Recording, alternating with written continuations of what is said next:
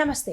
July 6, 2025 ఆదివారం నాటి గ్రహస్థితులు ఎలా ఉండబోతున్నాయి, ఆ గ్రహాల యొక్క ఫలితాలు ప్రభావాలు మేషాది ద్వాదశ రాశుల వారికి ఎలా ఉండబోతున్నాయి అనే అంశంలో తదుపరి రాశి మకర రాశి. ఈ రాశి వారి యొక్క గ్రహస్థితి చంద్రుడు కుంభంలో 2వ స్థానంలో సంచారం చేస్తున్నాడు.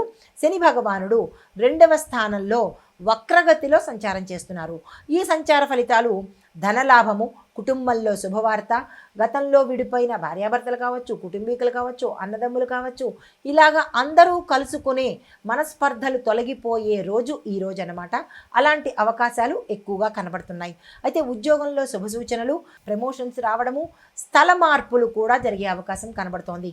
అది ఉన్న స్థానం నుంచి ఉన్నతమైన స్థానానికి కావచ్చు, వేరే ప్రదేశానికి కూడా అయ్యే అవకాశాలు కనబడుతున్నాయి. వ్యాపారస్తులకు పెట్టుబడులకు అనువైన సమయము, వ్యాపార విస్తరణకు కూడా ఇది అనువైన సమయమే. కానీ కొత్తగా వ్యాపారాలు స్టార్ట్ చేయాలి అని అనుకుంటే కనుక తదుపరికి ప్రయత్నాలు చేసుకోండి. కానీ ఈ రోజైతే కొత్తగా ఏది మొదలుపెట్టే ప్రయత్నం చేసుకోకండి.